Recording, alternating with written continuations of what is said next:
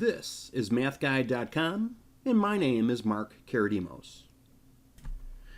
In this video, we're going to solve quadratic inequalities. For our first example, we'll solve it using factoring. In our second example, we're going to solve it using the quadratic formula. Okay, let's get started. So here's our first inequality. And we have a quadratic inequality. That just means it's degree 2.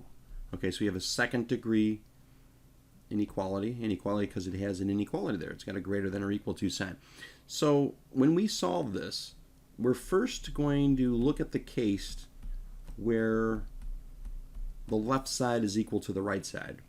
The point is I want to find critical values that make this equation true, and then we'll figure out where things are greater than or less than. Okay, so we'll deal with this inequality second. Let's figure out when the left side is equal to the right side.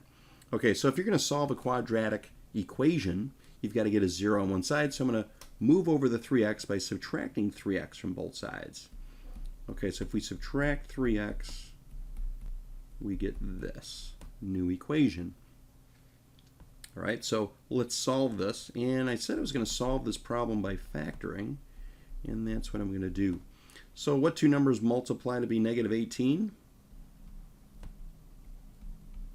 These two numbers do, and they also add up to be negative 3. So now we have factored that trinomial into a product of two binomials.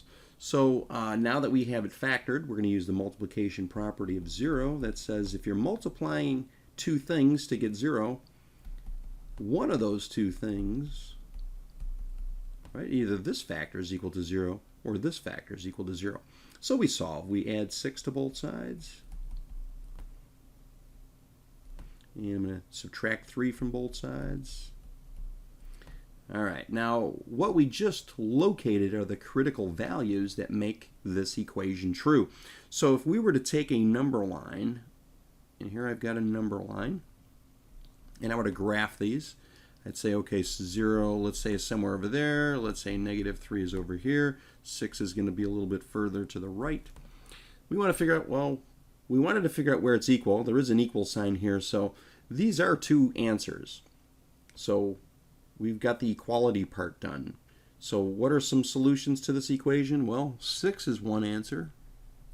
Negative 3 is another answer. Now we want to figure out where else are there answers? Because there's more than just these two solutions. Are the numbers over here between these critical values solutions? Are the numbers to the left of negative 3 solutions? Are the numbers to the right of 6 solutions?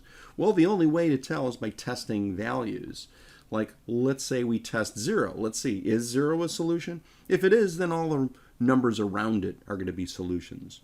So let's test. Okay, so if we do that, we go back to the original problem, and we put in a 0 wherever there's a x value. And these checks usually land up to be pretty quick. Like 0 squared is 0, 0 minus 18 is negative 18. 0 times anything is 0, and we say, hey, is negative 18 greater than or equal to 0? Negative 18 greater than 0? No. Okay, this does not work. So that means the points around 0 are not also, they're also not going to work. So how about the number over here? How about, like, let's say, I don't know, let's try negative 5. We could try any value over there.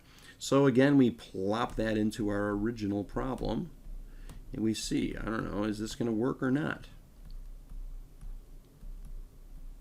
So I get 25. 25 minus 18 is 7. And over here we've got a negative 15.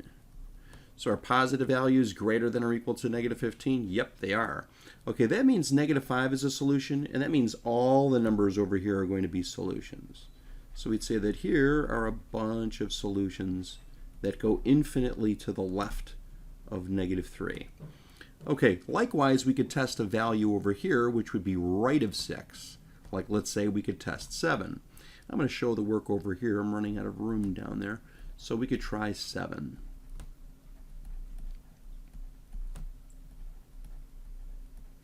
All right, so we get 7 squared is 49. Maybe I shouldn't even write that. We got 49, and I've got 49 take away 18, which is 31. And over here I'm getting 21. So is 31 greater than or equal to 21? Yep, it is. So even we could see over here a number like 7 also works. That means all the numbers over here are also going to work. Okay, so what are the solutions? The solutions are any number that's -3 or smaller. So we could say x can be less than or equal to -3, or the other solutions we could have are x could be greater than or equal to 6. So we've got a picture that kind of demonstrates what the answers are, and we've got the set of inequalities that show us what the answers are. All right, let's take a look at another example. All right, here's our second example. Let's try 4 is greater than 2x squared plus 7x. Okay, so again, just like our previous example, we want to take the case that the two sides are equal. Okay, let's try to solve that. So we'd say, okay, when are these two sides going to be equal? In doing this, we're going to figure out what are the critical values, and that's what you always want to find first. Okay, so to do that, I'm going to move over the 4 by subtracting 4 from both sides.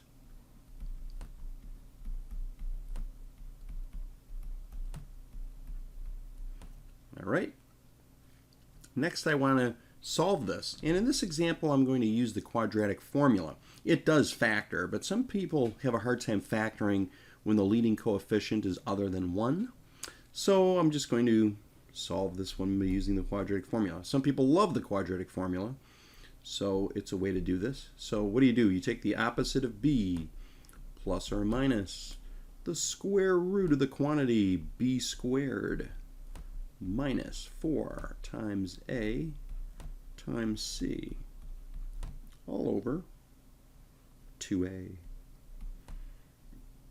If you haven't used the quadratic formula, please check out our video on using the quadratic formula. This is just a quick review, just using this formula because quadratics do come up a lot. All right, so we took the opposite of 7 is -7. All right, 7 squared is 49. We're going to multiply all this stuff together. See the two negatives? The two negatives are going to cancel to a positive. Those double negatives. So you have -4 times 2 is -8. -8 times -4 would be a positive 32.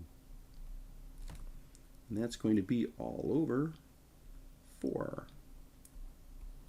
Okay, so I'm going to erase some of this. So let's continue cleaning up underneath the radical. Okay, so I'm going to do that. And I'm going to show my work a little bit over here. So I'm going to move my work up right over here. So let's see, I've got -7 plus or minus the square root. If I add those two together, I'm going to get 81 all over 4. Okay, continuing on.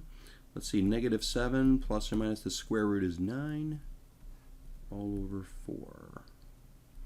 Okay, so in this case, there are two answers. There's going to be -7 plus 9 over 4. And there's also going to be -7 minus 9 over 4. That's the plus minus. Okay, there are two solutions here. So let's see, -7 plus 9 is 2. 2 divided by 4 is a half. Let's see, -7 minus 9 is -16. -16 divided by 4 is -4. And we just found our critical values. Okay, what I want to do is graph these. Okay, so now that we found these critical values, I'm going to graph it. So I'm going to put the graph down here. So I'm going to scroll down a little bit, give myself some room. And let's make our number line. Okay.